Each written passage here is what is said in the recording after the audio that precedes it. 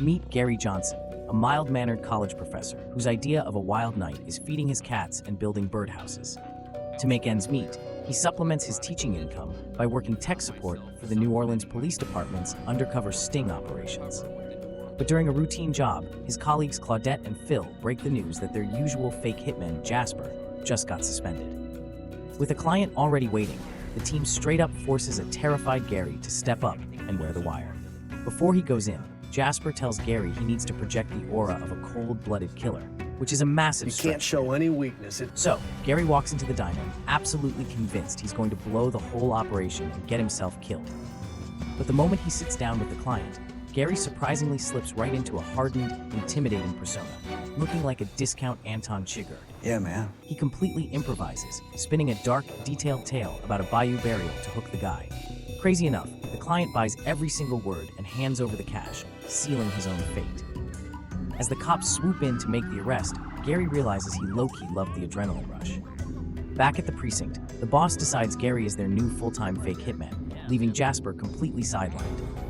Gary explains that real hitmen are just a pop culture myth, but his job is to become that exact fantasy for the clients. For example, for a gritty local, he transforms into a terrifying backwoods enforcer. He starts meticulously tailoring different assassin personas, using makeup and props to match what each target expects.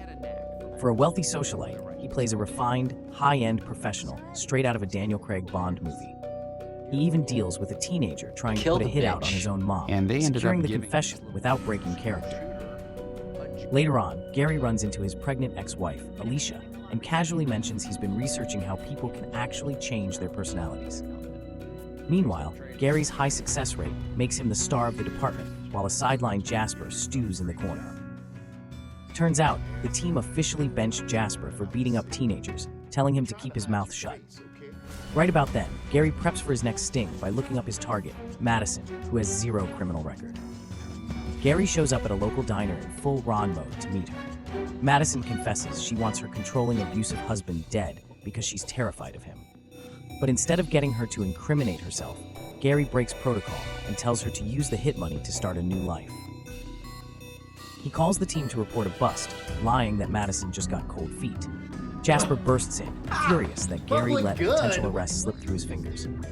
Gary brushes it off and continues his undercover work, adopting wild personas to catch people trying to hire killers. A few days pass, and while chilling with his cats, Gary gets a surprise text from Madison inviting him to a dog rescue. He decides to show up as Ron, and Madison happily reveals she finally left her husband and got her own place. They grab drinks, and Madison playfully grills him about the realities of being a professional hitman. The chemistry is undeniable, and they end up back at her place for a passionate hookup. Gary quickly realizes that embodying Ron makes him a much more confident and adventurous lover. The lines start blurring as Gary teaches his psychology class about the constant struggle between the primal id and the moral superego.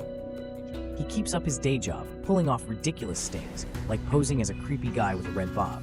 But his nights are consumed by Madison, who fully buys into the danger of dating a hitman. She even takes him to the shooting range, completely unaware she's actually dating a nerdy college professor. Then, Madison's abusive ex-husband, Ray, suddenly appears out of nowhere, looking for a fight. Gary doesn't hesitate, instantly pulling a gun on Ray like a seasoned Sopranos extra and forcing him to back down. Instead of being terrified, Madison is incredibly turned on by Gary's protective, dangerous hitman persona. Things get super complicated when Jasper, the corrupt undercover cop Gary works with, walks into the diner. Jasper almost recognizes Madison from her sting operation, leaving Gary sweating bullets. The next day, Gary gears up for another undercover sting, completely unaware of who the client is. He sits down at the diner, only to realize the man trying to hire him is Ray. Ray wants his wife dead, meaning Gary is literally being hired to assassinate the woman he's banging. Gary manages to spook Ray out of the hit by describing the murder in horrifying, gruesome detail. Panicking, Gary rushes to Madison's house and reveals that Ray just tried to take a contract out on her life. A few days later, Gary is called into the police station and hit with a massive bombshell. Ray has been murdered. The police reveal Ray was killed by a single gunshot, and Madison is their prime suspect. Knowing he needs to protect her, Gary shows up at Madison's house to figure out what really happened. She flat out admits she killed him, forcing Gary to quickly use his phone's notes app to formulate a plan. Through the screen, he finally drops his hitman persona, confessing that he actually works for the cops. He carefully feeds her a fabricated alibi, ensuring she knows exactly what to say for the upcoming recording. Back at the precinct, Gary gets wired up, hoping the staged conversation will clear Madison's name. But Jasper isn't buying it, revealing he remembers seeing Gary and Madison together at the diner. In the surveillance van, Jasper corners Gary, making it crystal clear he knows Gary is the mysterious boyfriend. Gary arrives at Madison's house and immediately flashes a message on his phone, There's a warning bunch her of that shit police coming are down that listening. we gotta figure out quick. He types out instructions for her to deny everything, while he verbally acts like Ron interrogating. Kill him? Out in the surveillance van, Jasper and Phil listen intently, completely oblivious to the silent communication. Madison delivers a flawless performance, acting deeply offended that Ron would accuse her of murder. Gary guides her through the trickiest part, silently prompting her to pin the life insurance motive on Ray's family. For the grand finale, Gary types out a cue for Madison. Shit like that, and it would just go. Madison goes all in, screaming at Ron to get the hell out of her house. Back in the van, Claudette buys the act completely, concluding Madison is innocent. But when Gary returns to Madison's house later, he finds Jasper sitting in the living room, slow clapping.